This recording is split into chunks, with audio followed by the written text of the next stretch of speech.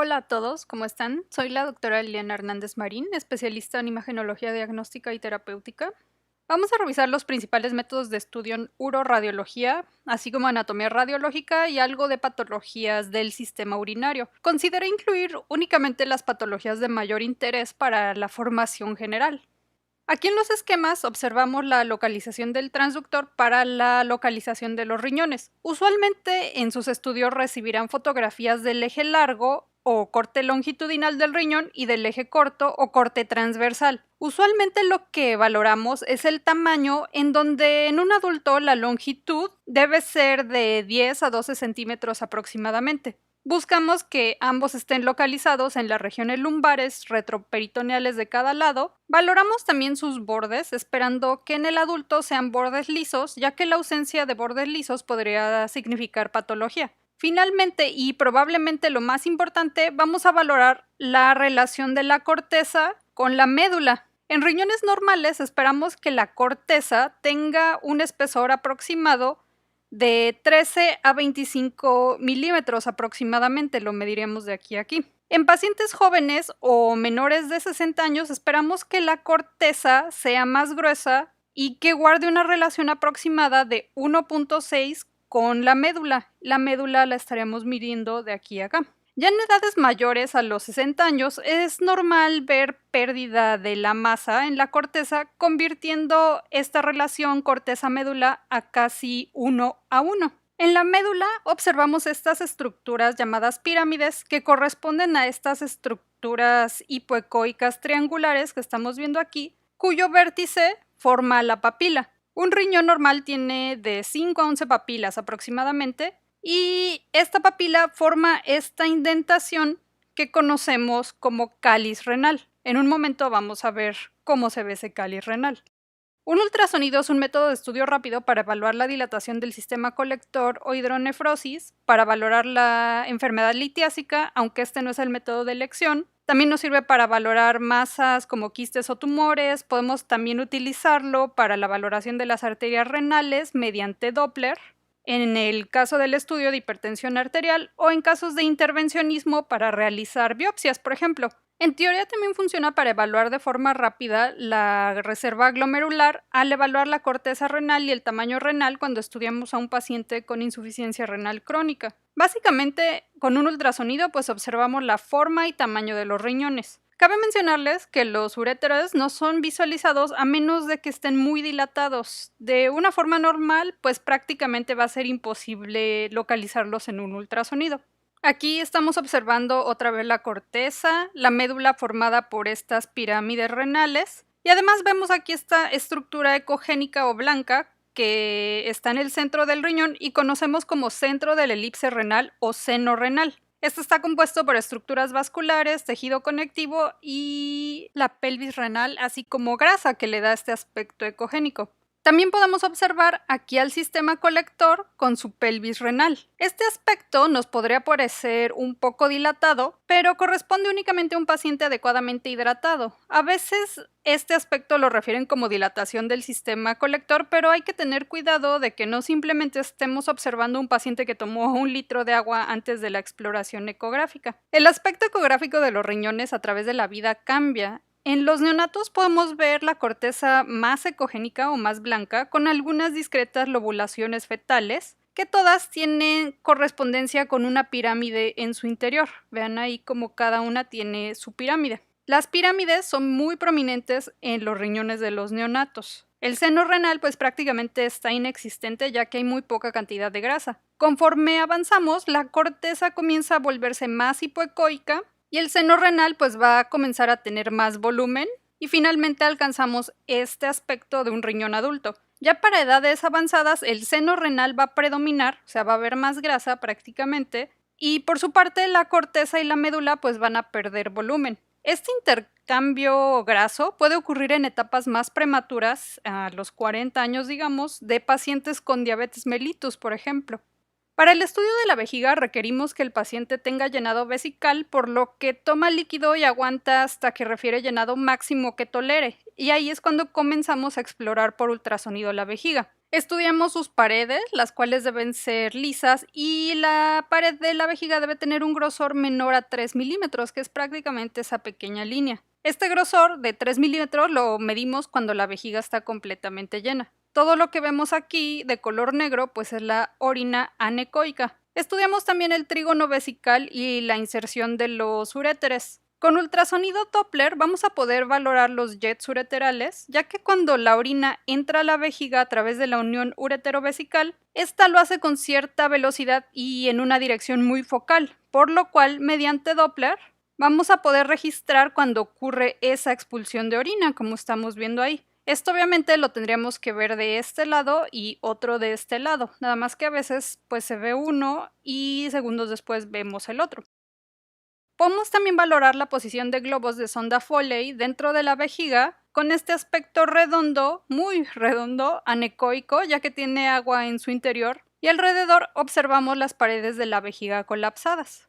La TAC y en particular la Urotac tienen una alta sensibilidad y especificidad para el estudio de patologías urinarias. Básicamente está indicada en casos de litiasis y sus complicaciones como obstrucción ureteral o también para el estudio de tumores y en el caso de trauma o malformaciones congénitas. La Urotac se refiere a que realizaremos una tomografía en fase simple en donde podemos identificar fácilmente los litos, ya que la mayoría van a ser hiperdensos o blancos, o sea, veríamos estructuras así. Fíjense cómo en las fases contrastadas, ya que el medio de contraste que inyectamos es hiperdenso en las estructuras, pues sin nuestra fase simple sería muy difícil identificar litos en el riñón, por ejemplo, los estaríamos viendo así, y se dificulta en comparación con esto. Ya que obtenemos nuestra fase simple, posteriormente vamos a inyectarle al paciente medio de contraste yodado intravenoso hidrosoluble y vamos a repetir la tomografía a los 30 o 40 segundos para realizar una fase que llamamos córtico-medular,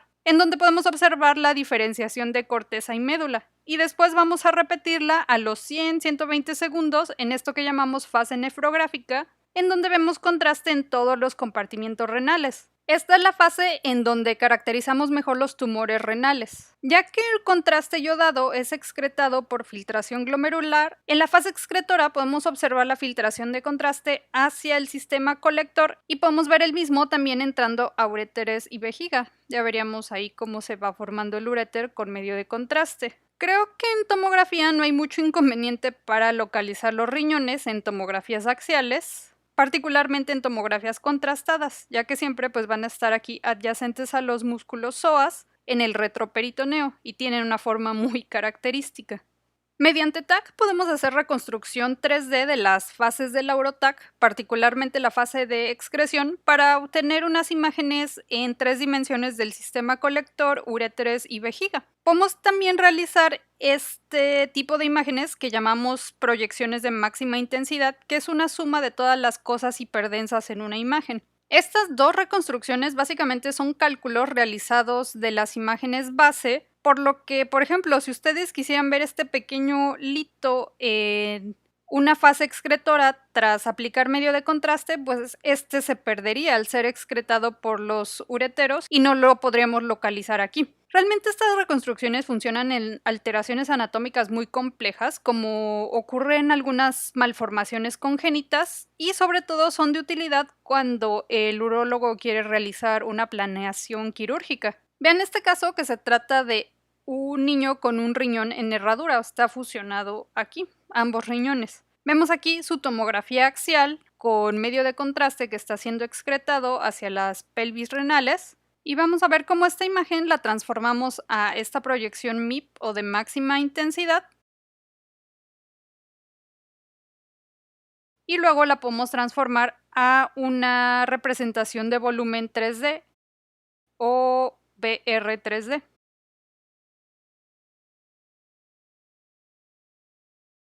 Este tipo de imágenes 3D realmente no sustituyen nunca a las imágenes base, que son las tomografías de donde sacamos estos datos.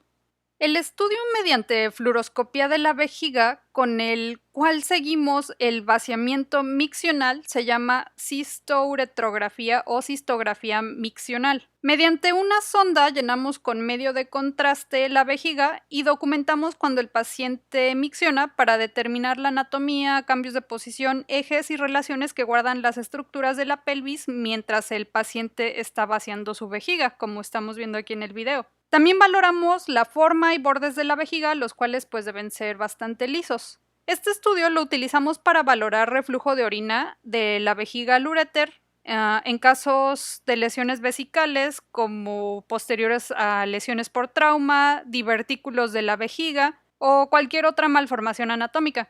En pediatría lo utilizamos para valorar si existe reflujo de orina de la vejiga a ureteros y para valorar la coordinación y anatomía de la vejiga durante la micción. También nos sirve en el caso de dilatación del sistema colector o hidronefrosis o en el caso de micción involuntaria o enuresis. Para las alteraciones del vaciamiento e incontinencia ya existen mejores métodos de estudio como la urodinamia, pero la cistourografía solía ser una gran indicación para estas. También sirve para la valoración de la vejiga para ver si existe alguna asociación a otras malformaciones, como por ejemplo malformaciones de la médula espinal o anorrectales o en ausencia de la musculatura de la pared abdominal anterior, situación que conocemos como síndrome de Prunbelly o abdomen en ciruela pasa.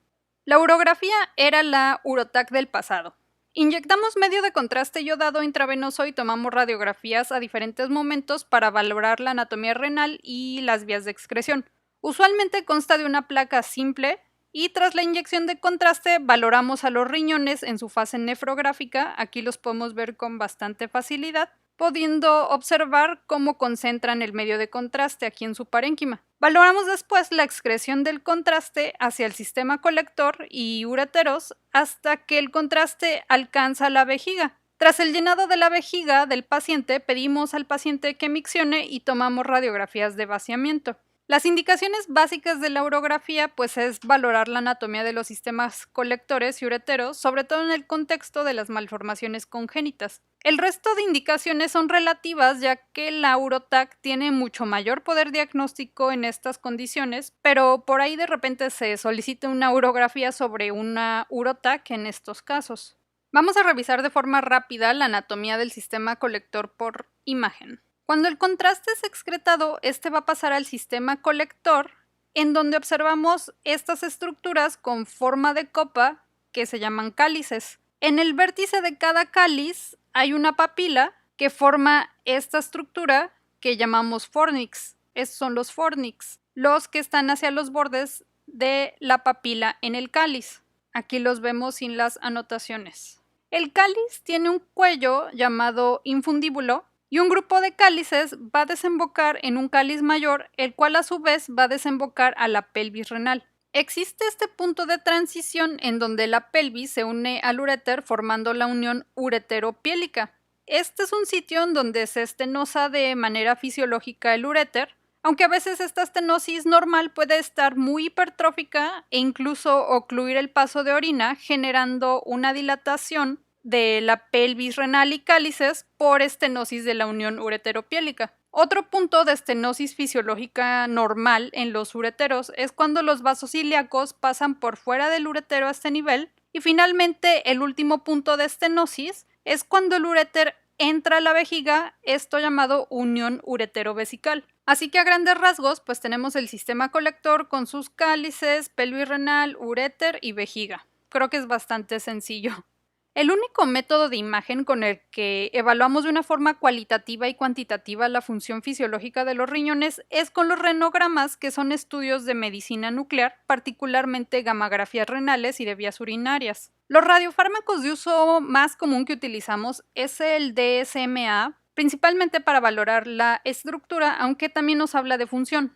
Podemos utilizarlo para localizar tejido renal en caso de ectopias o valorar secuelas de procesos inflamatorios. Ejemplo, aquí vemos unos riñones normales, y esta es la vejiga, y ahora comparen con este riñón derecho visto por detrás y visto por delante, en donde un paciente sufrió una pielonefritis crónica y ya hay cicatrices que han cambiado la estructura de este riñón. E inclusive vean que ahora la función renal diferencial de ese riñón derecho es de 7% contra 93% de función renal del izquierdo.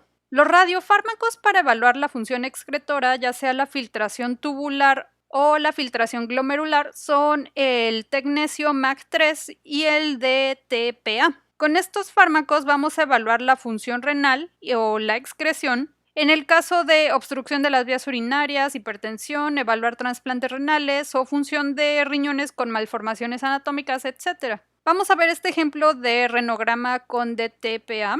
Aquí vemos el radiofármaco en la aorta y vemos cómo empieza a ser concentrado de manera bastante uniforme en ambos riñones y podemos verlo también en esta gráfica. Discretamente, el riñón derecho en esta curva, el que está inferior, la línea que está inferior, es el que concentra menos. Ahora pasamos a la parte del drenaje en donde los riñones comienzan a excretar. El riñón más alto es el riñón izquierdo, el riñón más bajo es el derecho, porque recuerden que sobre el riñón derecho está el hígado. Así que estas imágenes son como si estuviéramos viendo al paciente de espaldas. Vean cómo el riñón izquierdo comienza a excretar más rápido y el riñón derecho permanece bastante brillante. Esto quiere decir que está tardando en excretar este riñón derecho. También nos habla de que este riñón derecho tiene una función más lenta. Si revisamos las curvas de excreción, este es el riñón derecho y este es el riñón izquierdo, vean cómo el riñón izquierdo comienza a excretar de inmediato y el derecho tarda. Aquí hace una especie de línea recta y posteriormente comienza a excretar, pero tarda más, aunque eventualmente logra excretar el radiofármaco. ¿Qué les quiero decir con todo esto? Pues básicamente que si ustedes quieren medir la función renal, requieren de estudios de medicina nuclear. Las imágenes no son muy anatómicas, como podrían ser por ejemplo en una urotac, pero sí nos hablan totalmente del funcionamiento y fisiología de las estructuras.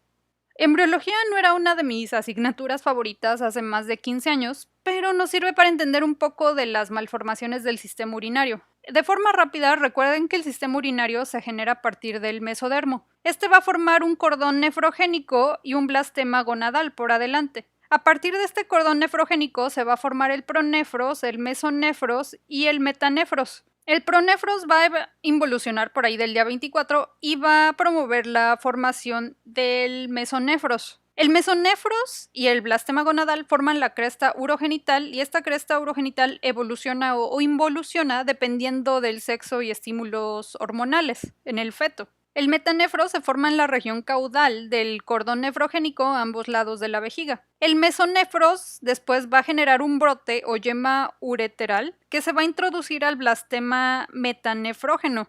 Esto va a empezar a formar al riñón. En la vida fetal, esta interacción está localizada a la altura aproximada de S1, S2 y la pelvis renal primitiva ve hacia la porción ventral del feto. Conforme avanza la gestación, el riñón va a ir ascendiendo desde el nivel S1, S2 hasta aproximadamente L1, que puede ser más o menos de T12 a L3, dependiendo qué riñón es. Y además vamos a ver cómo la pelvis, de estar viendo hacia el frente, la pelvis renal, ahora la pelvis renal va a rotar 90 grados y se va a orientar hacia el centro, viendo hacia la vértebra, digamos. Básicamente las malformaciones urinarias ocurren por una falla en la inducción e interacción del metanefros, que forma los glomérulos, túbulos contorneados y asas de Henle, con el mesonefros, que forma desde los túbulos colectores hasta el uréter. Puede también haber fallas en el desarrollo del mesonefros que provoquen malformaciones en todo este tracto urinario inferior. Puede también haber fallas en el ascenso y rotación de los riñones cuando estos suben hacia la fosa renal y giran su pelvis renal hacia el centro del cuerpo. Antes de hablar de malformaciones, vamos a hablar de algunas variantes anatómicas normales. Los riñones se desarrollan en especies de lóbulos y dentro de cada lóbulo, como ya dijimos, va a existir una pirámide. En el nacimiento es muy frecuente que los neonatos sigan teniendo estas lobulaciones en el contorno de sus riñones, lo cual es completamente normal siempre y cuando veamos que cada lobulación contiene una pirámide en su interior. Estas lobulaciones se pierden más o menos cuando el niño cumple 4 o 5 años. A veces estas lobulaciones pueden seguir siendo identificadas en casi 5% de los adultos y mientras tengan esa pirámide dentro de cada lóbulo no hay ningún problema. El problema estaría, por ejemplo, en esta situación en donde Esto son cicatrices renales. Las cicatrices renales son completamente patológicas y usualmente son formadas tras procesos inflamatorios crónicos, así que hay que tener cuidado con decir que este tipo de indentaciones son cicatrices renales. Tenemos estas otras 3 variantes anatómicas correspondientes a aspectos de riñones normales que podrían simular enfermedad. La primera es este defecto de unión anterior que vemos aquí, el cual surge de una fusión incompleta de los lóbulos fetales, dejando esta muesca que se extiende desde el seno renal hasta la superficie. Usualmente va a estar localizada hacia el polo superior del riñón, el cual típicamente se fotografía hacia este lado que corresponde al lado derecho de las imágenes. Este defecto de la unión anterior suele confundirse también con una cicatriz renal. Otra variante es la hipertrofia de la columna de Bertin, que se refiere a una invaginación que sufre la corteza hacia dentro del seno renal y le da este aspecto como de tumor, del cual habría que diferenciarlo. Vean cómo tiene la ecogenicidad similar al resto de la corteza, lo cual nos puede orientar que esto es únicamente una variante anatómica en relación a esta hipertrofia. Cuando el vaso realiza una impresión sobre el riñón izquierdo, esta forma una especie de remodelado llamado joroba de dromedario. He visto que también se refieren a esta joroba de dromedario como joroba de Hampton, pero esa, si recuerdan, de radiología torácica es la joroba correspondiente al infarto pulmonar, por lo que mejor la llamo joroba de dromedario. No es más que una simple impresión que hace el vaso sobre el riñón, pero como causa una especie de disminución del volumen del polo superior renal, nos podría hacer pensar que este polo superior está alterado por cicatrices o una displasia en el tejido renal, por ejemplo. Comenzando ya con las fallas anatómicas renales, vamos a revisar el riñón en herradura, ya vimos un ejemplo previamente, y un riñón en herradura se refiere a una anomalía de fusión y migración de los riñones, los cuales usualmente se fusionan en su polo inferior. Recuerden que los riñones son lumbares en el feto y ascienden hacia los flancos durante la embriogénesis. Sin embargo, si ocurre una anomalía de migración, tras la fusión de este complejo, el riñón puede quedar atrapado debajo de la arteria mesentérica superior durante su ascenso. Aquí vemos el aspecto en tomografía con sus 2 venas renales. Vemos cómo está fusionado aquí en el centro, en medio del cuerpo. Aquí estamos viendo un ultrasonido en donde esta es la vértebra, es un corte transversal y este es todo el complejo del riñón en herradura en medio del cuerpo del paciente. Aquí lo estamos viendo en una gammagrafía. El aspecto es muy sencillo de identificar, pero más que nada hay que tomar en cuenta que esta malformación predispone al paciente a infecciones de las vías urinarias y litiasis, así como alteraciones de la unión ureteropiélica. Está ampliamente asociado a aneuploidías cromosómicas como el síndrome de Turner, que es la presencia de un cromosoma sexual X único, y también a las grandes trisomías como el síndrome de Patot o trisomía 13, síndrome de Edwards o trisomía 18 y síndrome de Down o trisomía 21. De forma rara puede surgir de este riñón en herradura un cáncer renal. Si no existe una fusión de los riñones, pero existe un arresto en el ascenso de los riñones, el riñón puede tomar una posición más baja de lo normal. Sabemos que de forma normal el riñón izquierdo está más elevado que el derecho debido a que el hígado limita la altura del riñón derecho.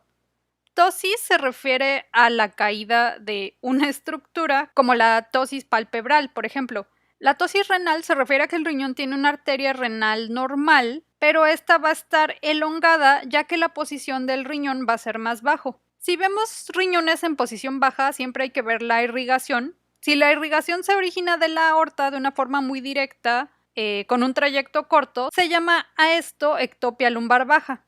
Si se origina de una arteria ilíaca permaneciendo hacia un lado del cuerpo, a esto se le denomina ectopia ilíaca.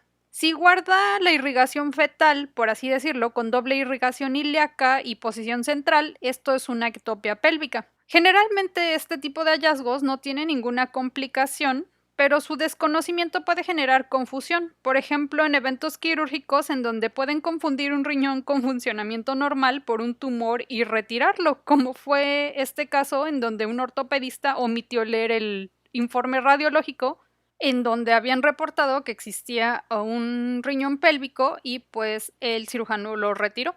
Además de anomalías en el ascenso, pueden ocurrir anomalías de cruce contralateral, en donde casi 6% de la población puede tener un riñón en el lado contralateral de donde debería estar originalmente. Estos riñones pueden fusionarse y ascender juntos o no estar fusionados. Usualmente el riñón que cruza hacia el lado contralateral tiende a ser displásico, o sea, celularmente anormal, puede tener anomalías en su perfusión y, como en casi todas las malformaciones renales, puede tener cierta tendencia a desarrollar infecciones y litiasis debido a la estasis de orina originada por las anomalías de su drenaje.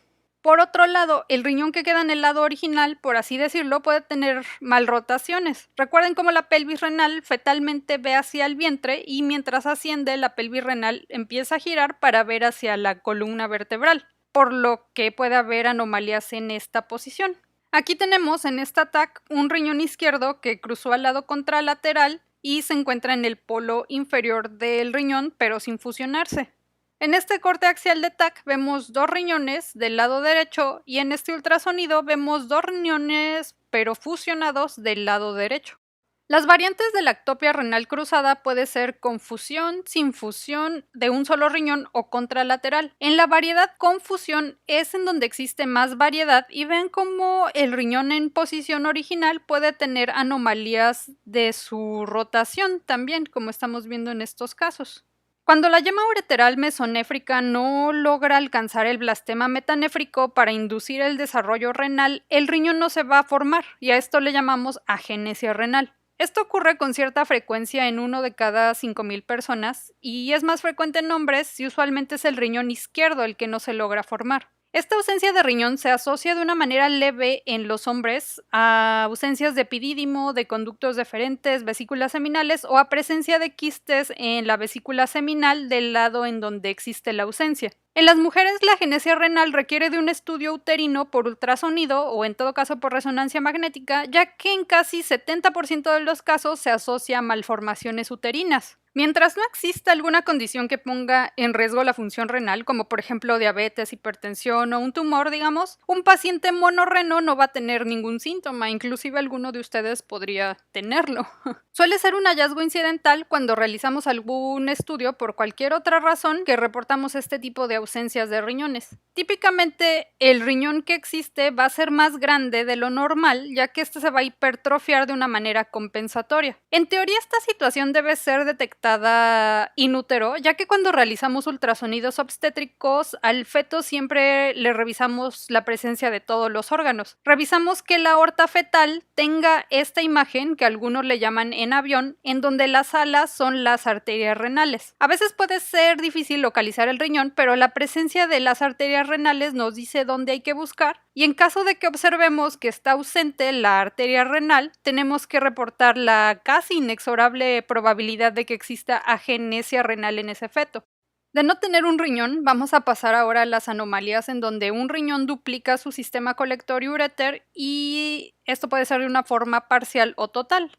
Estas anomalías están presentes en menos de 1% de la población y cerca del 2 al 4% de los pacientes que son estudiados por síntomas urinarios. Las anomalías de la duplicación usualmente son asintomáticas y pueden ser meramente hallazgos incidentales. Si estos hallazgos son sintomáticos, puede ser el riesgo incrementado de infecciones de vías urinarias, reflujo urinario y obstrucción los que causan hallazgos clínicos. En casos muy severos de obstrucción, por ejemplo, puede haber aumento del volumen de un riñón debido a la dilatación del sistema colector, a esto lo conocemos como hidronefrosis, e inclusive podríamos nosotros palpar esa masa renal, que pues corresponde al riñón que está incrementado de tamaño. El espectro de las anomalías de duplicación se dividen en la duplicación de pelvis o pelvis bífida y en la duplicación ureteral, la cual puede ser incompleta o completa. La pelvis bífida se refiere a que van a existir dos sistemas pielocaliciales en un solo riñón, los cuales van a estar unidos dentro de una pelvis y le va a conferir este aspecto indentado. Por ultrasonido podemos sospecharlo a ver cómo el parénquima renal desde la corteza se indenta y divide al seno renal en dos. Y pues de esta forma lo podemos observar en tomografías. Algunos son más cortos que otros. Ahora vamos a ver esta interesante patología que es la duplicación ureteral. En una duplicación incompleta, una sola yema ureteral mesonéfrica se expande y se divide. Esto induce la formación de dos sistemas excretores. Se forman dos ureteros, los cuales van a unirse en uno solo y por lo tanto pues va a haber solo un orificio ureteral. Esta unión se puede dar en posición alta o en posición baja. Este hecho de que solo exista un solo orificio ureteral nos dice que esto es una duplicación incompleta. En la duplicación completa se van a formar dos yemas ureterales mesonéfricas, las cuales van a inducir la formación de dos sistemas excretores, los cuales ambos desembocarán de forma independiente en la vejiga. Pero aquí nos llama la atención que el uréter del polo superior se va a insertar de forma aberrante en posiciones inferiores, ya sea penetrando a la vejiga o penetrando a la vejiga en forma de saco, situación que conocemos como ureterocele, o incluso puede penetrar en posiciones completamente ectópicas, generalmente hacia la uretra o hasta en la vagina de las niñas. Créanme que para los que nos dedicamos a la radiología pediátrica, este tipo de hallazgos no son nada raros, por muy extraños que suenen. Entonces, dijimos que la duplicación incompleta tiene un solo orificio ureteral en la vejiga, pero existen dos sistemas colectores y ureteros independientes y estos se van a unir en un solo punto. Aquí podemos ver esta reconstrucción 3D, esta TAC con reconstrucción coronal. Aquí vemos un uretero, otro uretero y cómo se unen, y aquí lo estamos viendo en una urografía excretora. Con la duplicación completa dijimos que tenemos dos orificios ureterales insertados en la vejiga, pero con la posibilidad de que uno de ellos puede desarrollar ureterocele. El ureterocele es una formación globular, más o menos así. Hagamos de cuenta que esta es la pared de la vejiga, aquí viene el uretero, pero en vez de penetrar solo ahí, forma una especie de saco y penetra de esta forma. Esta generalmente va a causar alteraciones en el flujo de orina del uréter hacia la vejiga. El ureterocele en imagen forma este signo de cabeza de cobra cuando lo observamos en la vejiga, lo estamos viendo también aquí. La duplicación completa sigue esta regla de Weigert-Meyer en su anatomía. Vean esta ilustración y veamos esta urografía también. El uréter del polo superior tiene una inserción inferior y medial en la vejiga respecto al uréter del polo inferior. Este uréter del polo superior usualmente se va a insertar como un ureterocele, el cual puede generar obstrucción del flujo de orina y puede causar dilatación del uréter e incluso hidronefrosis del polo superior. En este ultrasonido vemos un riñón en donde solo el polo superior está dilatado. Este riñón lo más probable es que esté siguiendo esta regla. Este polo superior usualmente es displásico. Básicamente esto es un término histológico para decir que la arquitectura celular está desorganizada y está caracterizada por la presencia de túbulos inmaduros y presencia inapropiada de células de cartílago y tejido fibromuscular. Esto último también lo conocemos como metaplasia, así que básicamente pues es una alteración celular en ese polo renal. Ahora, el uréter del polo inferior renal se va a insertar de una forma más anatómica en posición superior y lateral. Este uréter va a estar en riesgo de que exista reflujo de orina desde la vejiga hacia el uréter de este polo inferior. Además del estudio tomográfico con Urotac que generalmente solicitamos a estos pacientes, solicitamos también cistografía miccional para ver si existe reflujo vesicoureteral, sobre todo en el caso de que observemos dilatación de las pelvis renales, lo cual significaría que probablemente existe hidronefrosis, como vemos aquí. Además, podemos valorar la función de ambos riñones y segmentos de los mismos con gammagrafía, ya que usualmente el riñón con duplicación puede tener daño y particularmente hay más daño en las regiones displásicas. Vean cómo estas duplicaciones pueden ser unilaterales o bilaterales. Existen muchas patologías que generan uropatía obstructiva en donde la orina comienza a distender el sistema colector, generando esta situación que conocemos como hidronefrosis o también escucharán el término ectasia pielocalicial, pero para fines prácticos los consideramos iguales. ¿Qué condiciones obstruyen el tracto urinario excretor?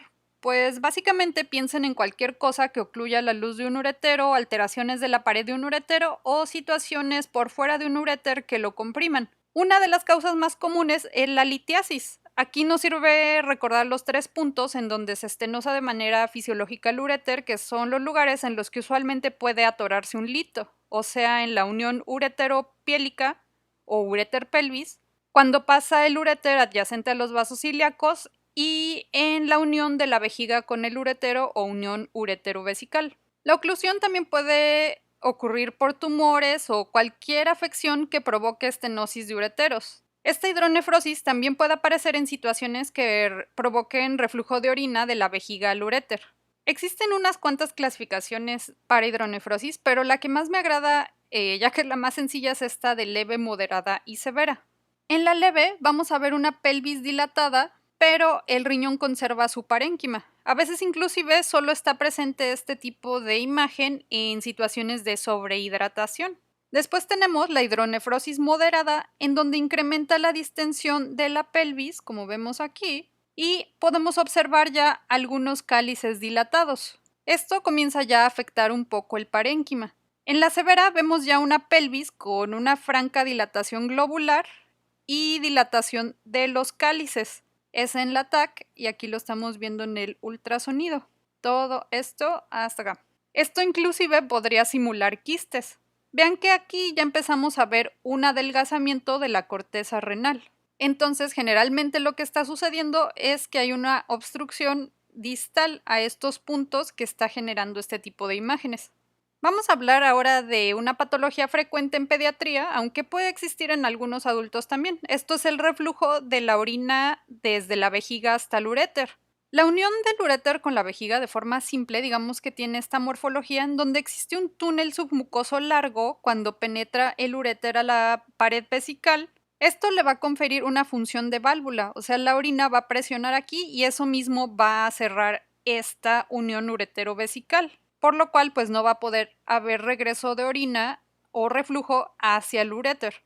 Sin embargo, en las uniones ureterovesicales inmaduras o con mala inserción, no se logra ese efecto de válvula. Vean aquí cómo el túnel es más corto y está en una posición que facilita el reflujo de la vejiga hacia el uréter. A este tipo de reflujos en donde regresa la orina le llamamos reflujo primario. El secundario sería un reflujo, por ejemplo, que se asocia a situaciones como malformaciones, en el caso de duplicaciones, por ejemplo, duplicaciones de uréter, o en el caso de la hipertrofia prostática, en donde la imposibilidad de vaciar la vejiga causa un aumento de presión en donde se facilita el reflujo hacia el uréter. Generalmente este reflujo causa infecciones de vías urinarias recurrentes y es un factor de riesgo importante para la infección del parénquima renal que conocemos como pielonefritis. Si esto se vuelve crónico, puede generar cicatrices renales, inclusive desencadenar hipertensión de origen renal o hasta insuficiencia renal. Para estudiarlo requerimos de ver en tiempo real el reflujo, por lo que lo más apto es una cistografía miccional. O sea, vamos a llenar la vejiga del paciente con medio de contraste a través de una sonda, como estamos viendo aquí,